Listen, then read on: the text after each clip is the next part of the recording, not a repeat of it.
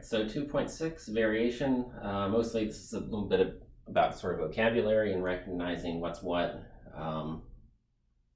There's like two different sides to this. You want to take an equation and turn it into words, and you want to do the opposite. You want to take words and turn it into what kind of equation that is. So that's one issue. And that's kind of it. And the other thing is sometimes there's a relationship between two variables, but there might actually be 4 or 5 variables in the equation, and you just want to isolate how are those two related. You want to sort of take a moment and regard all those other things as just sort of, all other things being equal or constant. How are the two things of interest related to each other? That's also a thing that you might want to do. So it's a little bit of a matter of perspective and context, but let's do it.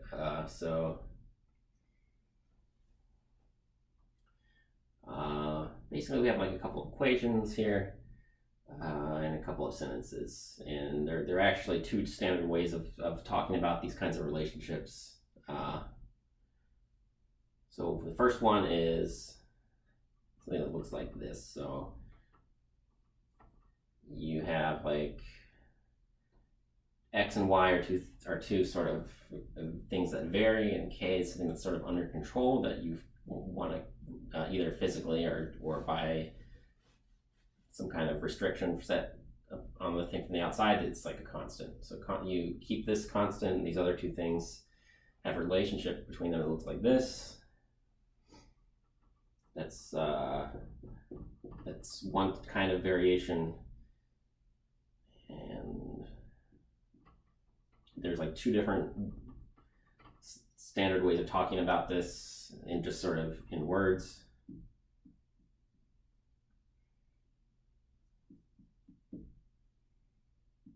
And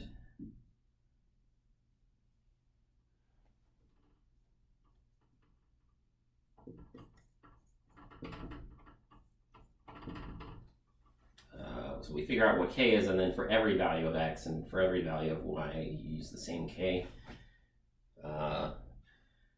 So something that behaves like this, if this is something that we observe in nature, then sort of the academic way of talking about that is well, you could just say what the formula is, but in words you would say so we say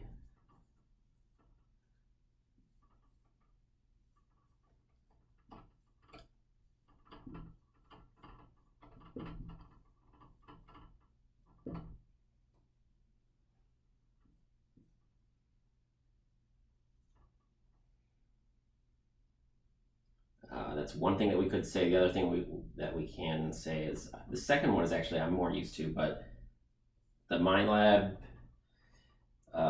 problems that were selected use this language number 1. So the second way of saying the same thing is that Y. This is the kind of one that I'm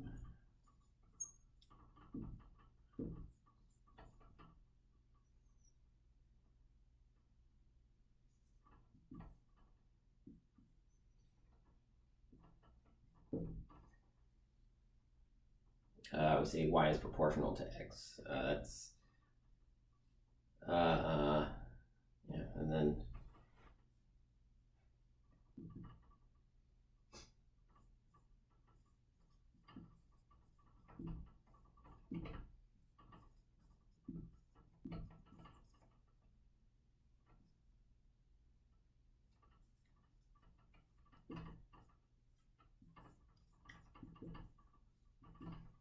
you could say that K is the constant of variation, or just the variation constant. Same thing with the other language if you want to call it proportionality.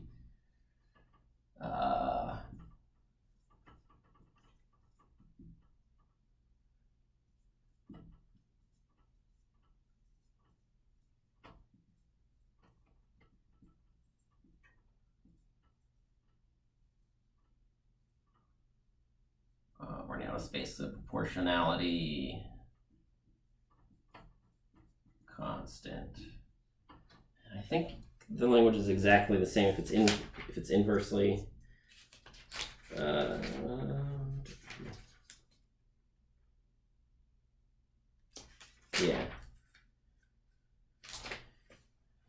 Okay. So that what you call the constant is the book says it's that you don't change what the constant is called, whether you're in case one or case two. But the relationship itself. 1 over x, there's the inverse or the reciprocal, but the multiplicative inverse, it cancels. This times regular x would be 1. That's why it's called inverse sometimes, but it's but we say y varies not directly because y is not a constant. It's not the same thing times a constant. It's the reciprocal times a constant. So that's, you flipped it. So when you flip it, it's like you invert something.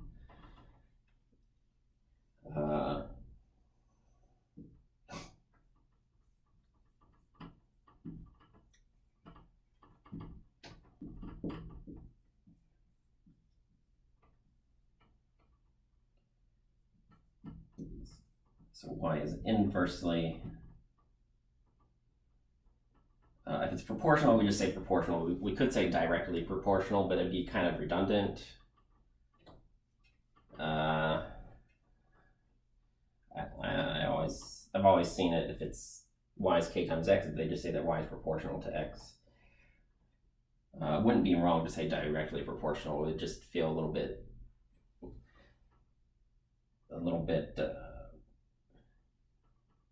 redundant or a little bit heavy-handed. But anyways, inversely proportional.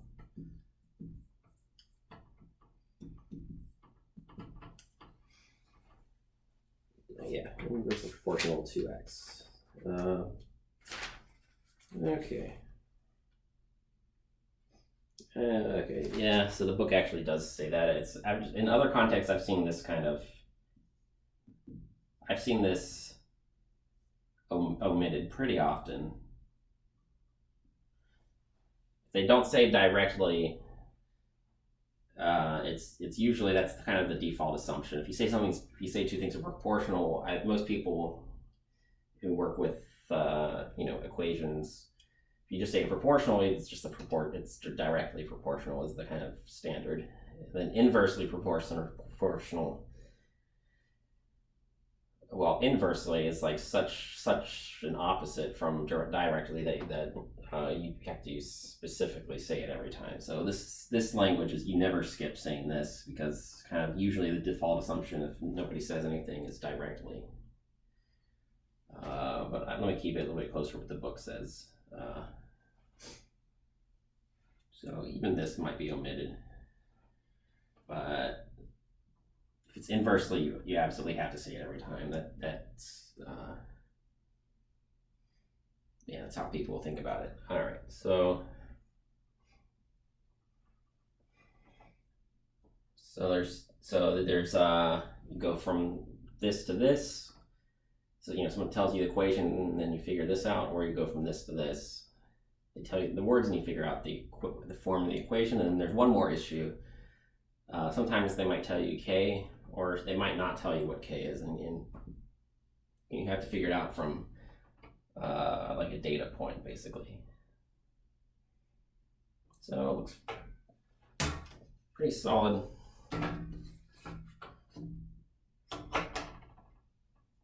Okay, so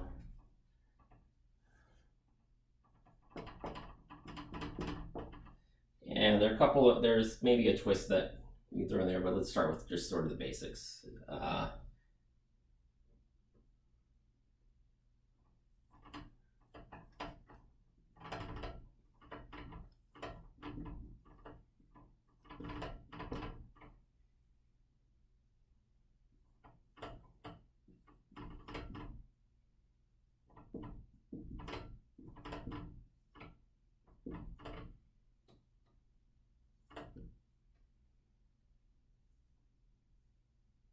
So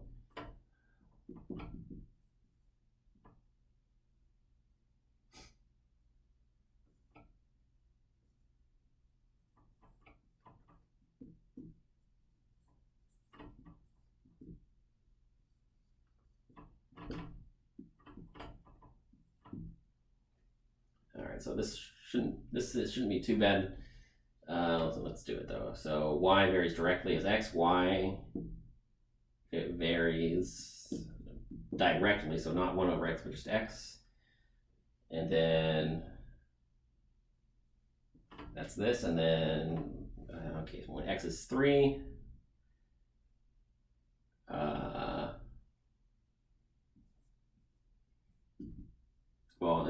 the idea is, there's the general situation, and then there's one specific data point.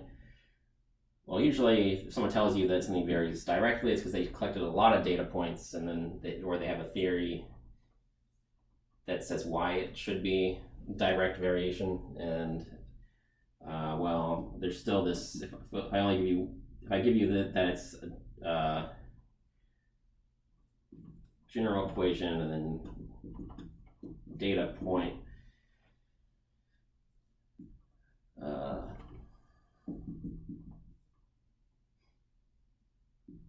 It's kind of like this is like step 1, and step 2 is you plug in the data point, and then step 3, we have to go back and we actually, this isn't the final answer. The final answer is, we actually know what k is. That's the final answer.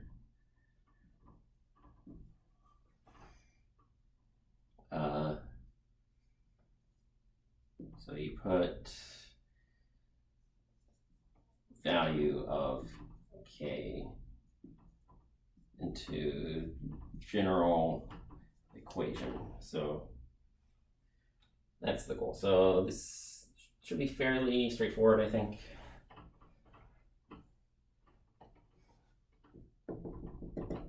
Same thing, what if it's varies inversely?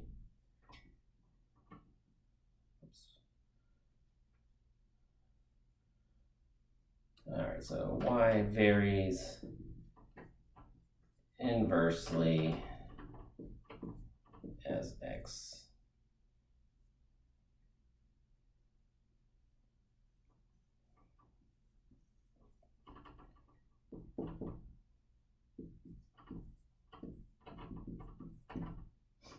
Sometimes there are units for all this, but let's just, in a physics class, we might be really picky about figuring out what the units are of the constant itself and everything else, but let's just use numbers here. So some of the applications are in the book that the book brings out are sort of amusing, and I kind of put one with I actually looked up the numbers for the homework problem using like music notes. I actually looked it up.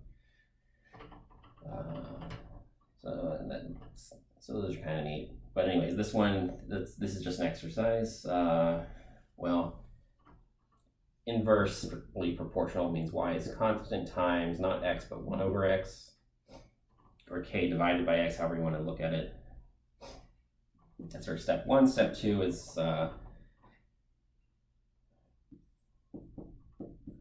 we know the form of the general equation, but we don't know k yet.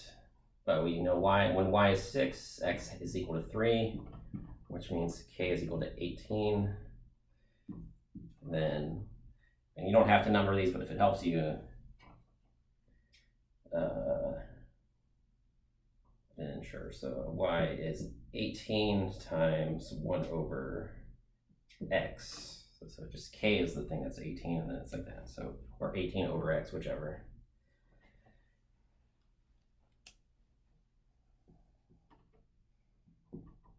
My lab is probably pretty happy with either one of these, but that's going to be test number 2, and you want to do the practice test, and then this one is shorter to write down.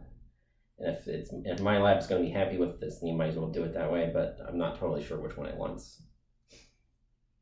Because we're a little bit ahead of that. It'll be a couple more weeks, but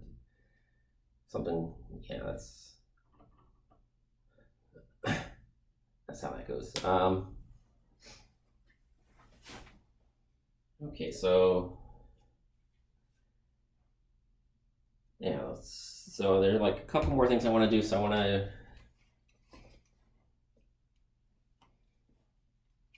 just want to do maybe just one or two examples where it's the opposite. Well, if you have the equation, already. If you have the full equation and you're going backwards, then at least you've already solved for k. So going backwards sometimes is faster, but you do want to be comfortable speaking the language. So here we go.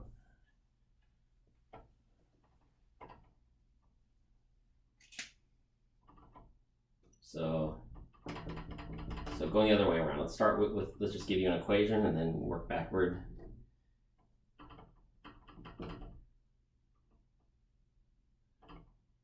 All right.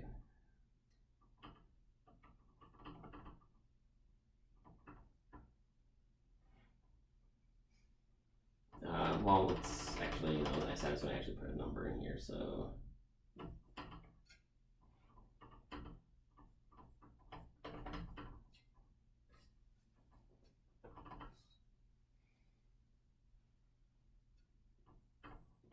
And let's just do a few of these just quickly, so I don't know.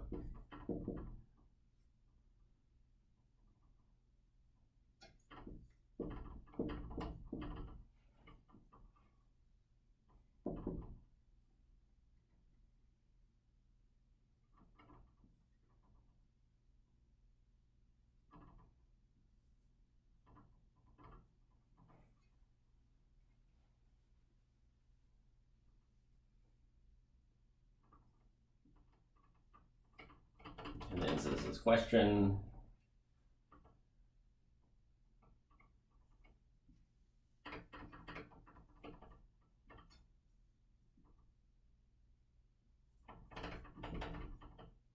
Not indirectly, but inversely.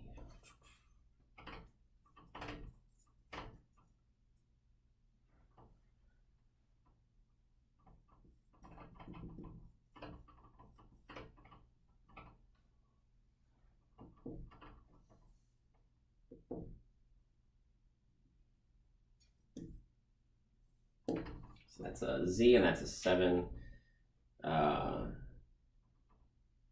Yeah, so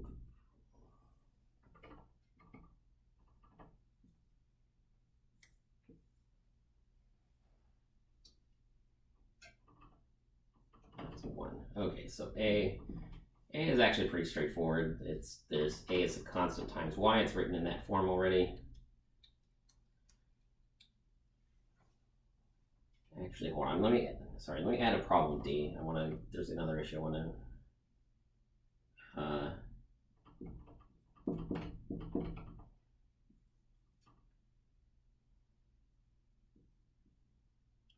There's actually a couple things I want to do. So.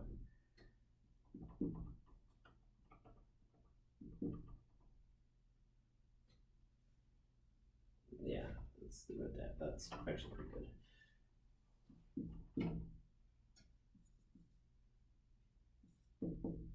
Okay, so now, sorry, I wanted to do E.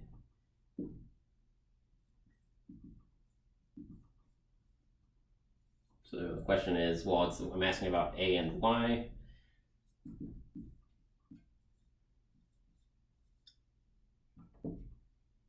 That one is kind of already in the standard form. It's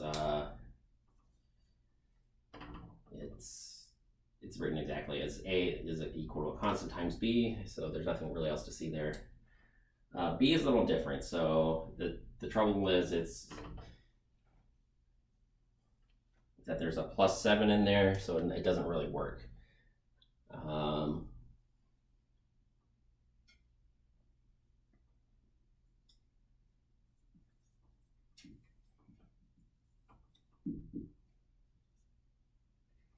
And actually, in something that's kind of interesting about science is that there are a lot of formulas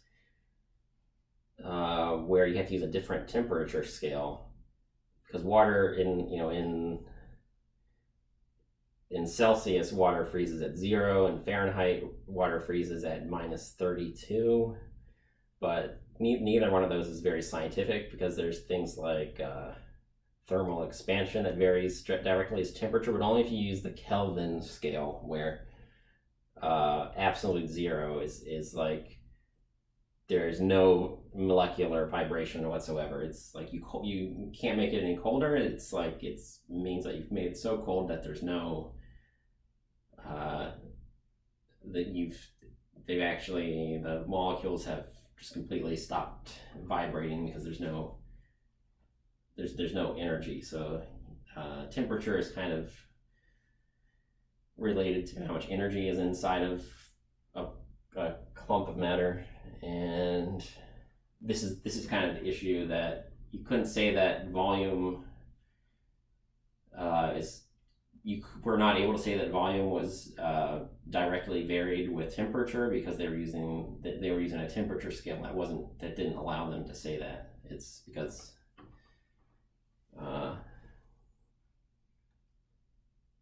so that's something that's pretty interesting. So if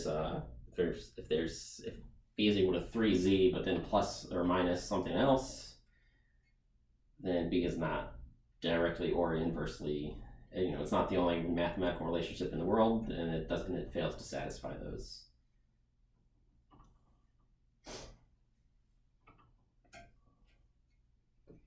So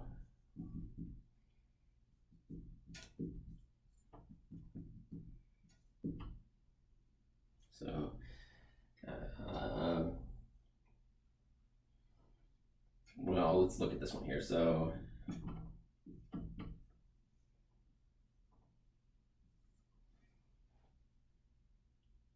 well, it's not quite written in standard form, but if you mess with it just a little bit, it is equal to a constant times 1 over W, which is also equal to when you multiply fractions,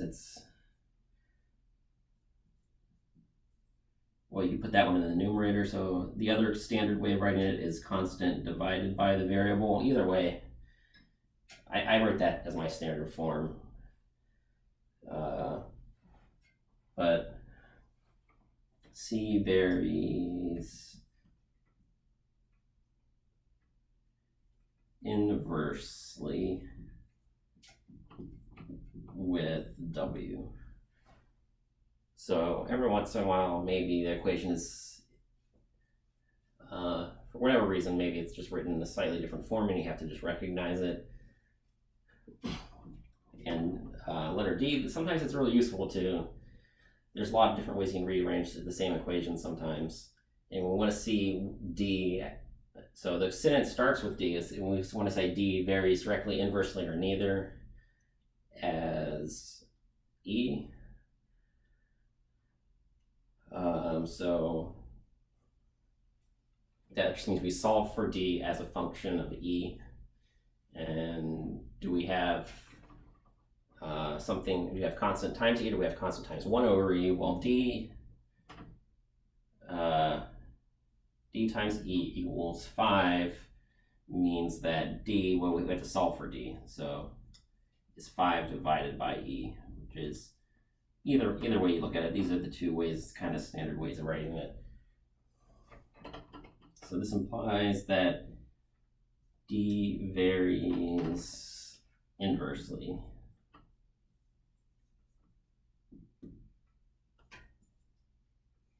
Or D is inversely proportional to E. That's what I'm used to saying, inversely proportional, but I'm leaning more towards what MyLab is going to give you for this one. All right, so there's one more that I want to give you. I wanted you to have at least one case where, like maybe there are 4 or 5 different variables in the problem, but you want to just examine how 2 of them in particular are related. So let me keep the instructions the same. Let me not erase this, but let me erase everything else.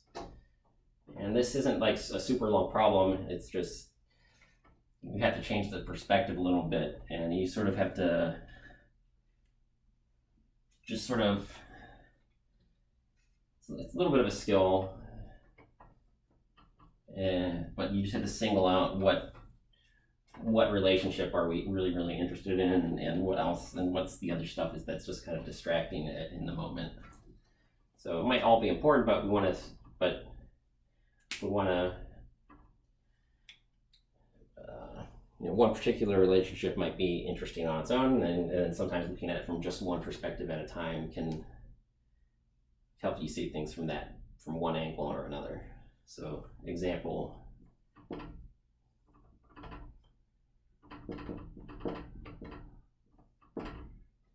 So let's just do this, and let's ask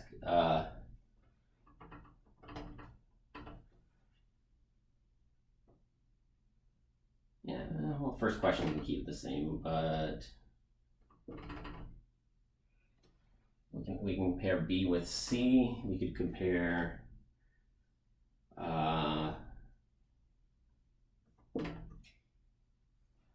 we could compare X with Z. We could compare Y with C. All right. Okay, so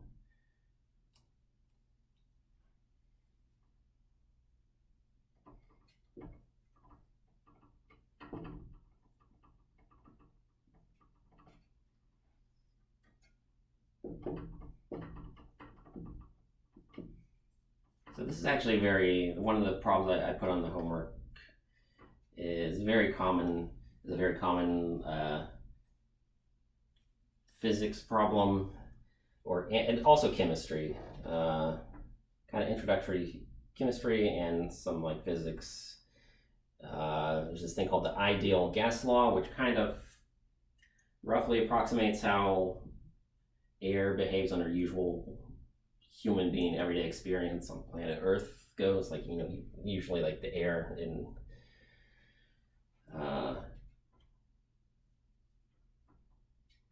sometimes really weird stuff can happen if you have high temperatures or something, or something like that. All kinds of weird stuff can happen, but at everyday temperatures, at everyday air pressure, and then using just like the mixture of air that's in our atmosphere, kind of behaves like the ideal gas law. And something that looks kind of like this. Anyways, if all other other terms are constant, there's an S in constant. Let me write that. Let me spell that right. Okay, so if all other terms are constant, then we're looking at how is A related to B, or how is A related to Y? So for letter A, then we just want to get rid of. We just want to take everything else. What if everything else were a constant, but we go in there and we say all these other four things, we're going to make sure that they don't change, but then like the laws of physics say that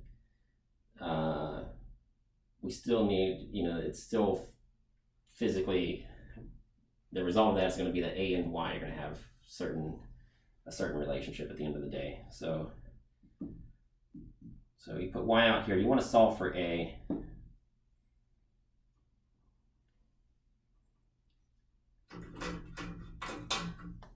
I could even use color for this. So it's like the one, I'm thinking everything else is constant. The one at this moment, I'm really just thinking about what's the relationship between A and Y. How do those act? And the question is asking about A. You want to think of A as the result of what you do to Y. So A, if A is at the beginning of the sentence, then A is what you solve for.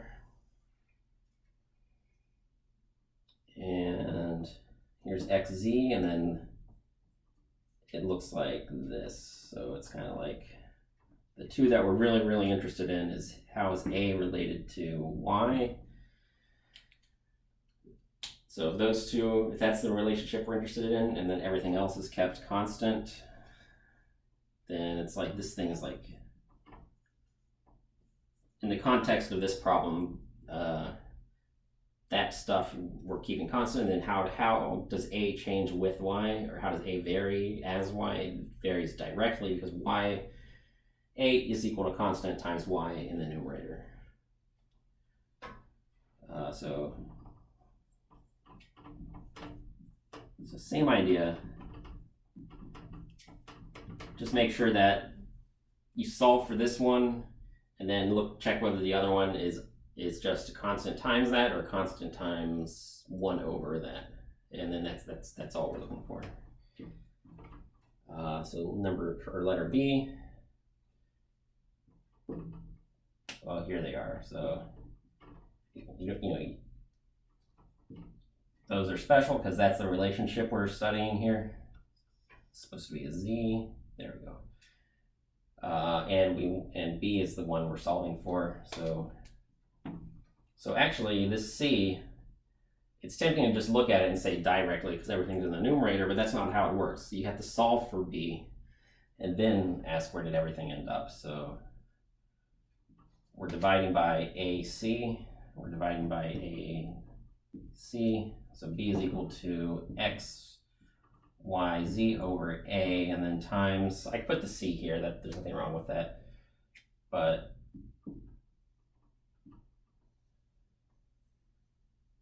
I don't know.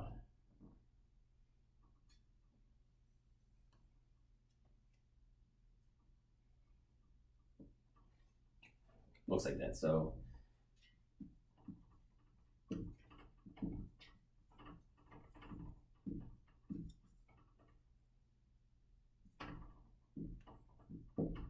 and these others I'm running out of space, so if I do it a little bit faster, we can sort of do it. So X, how does X compared to how does X vary as Z or not at all? So which, if anything? Okay, A, B, C is equal to, we're solving for X and we're seeing what is its relationship with Z. So we're dividing by Y. We're solving for X, so Z goes on the other side. A, B, C over Y times 1 over Z is equal to X. So there you go. X varies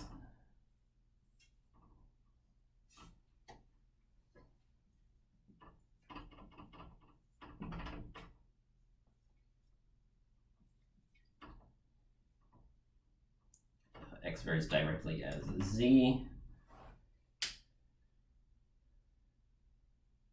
And this last one is very, very similar. So you can sort of figure out why. Follow the same steps. I'm just going to say what the answer is. So Y,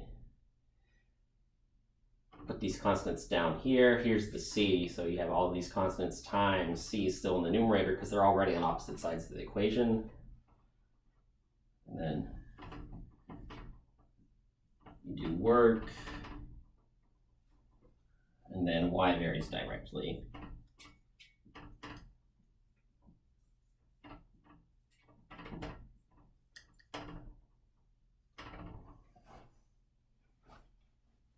Sorry, that was supposed to be a letter D. There we go. And that's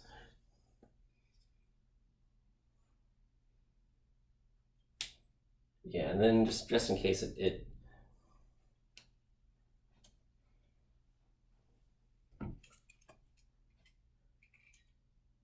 yeah, I want to make one more remark. There are a couple.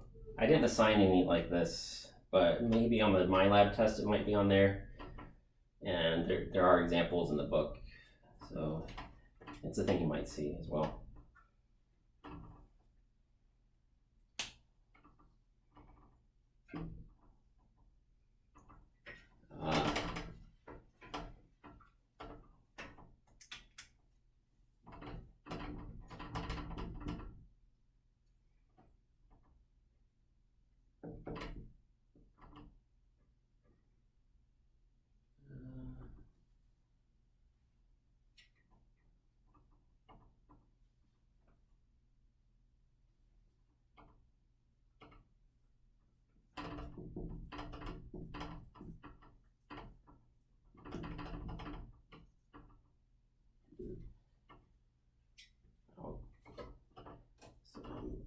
to stick to the way the book usually says it. So okay, so force varies.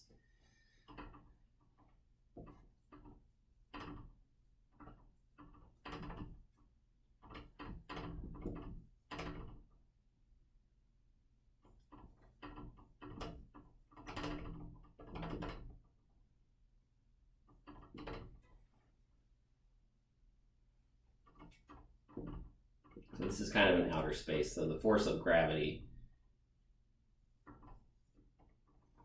If you see this, then that means, well, actually this constant k, it actually depends on the masses of the two different objects. It's actually m1 times m2.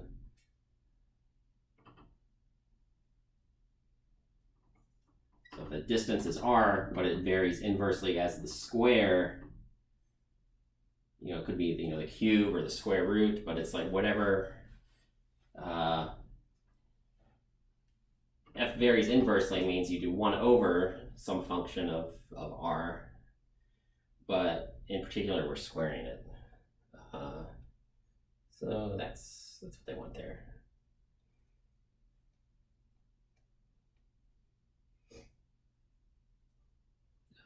So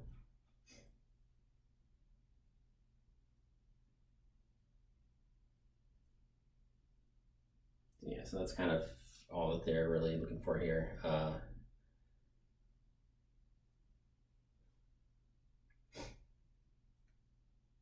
And so you could see something like that.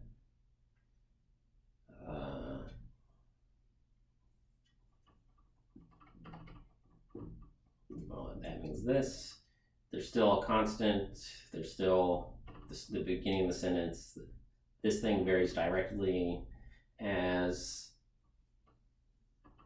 they specify what are you doing to it.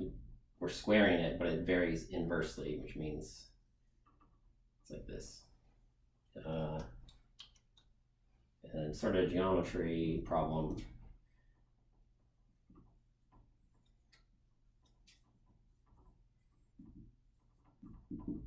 Area A varies directly as the square of the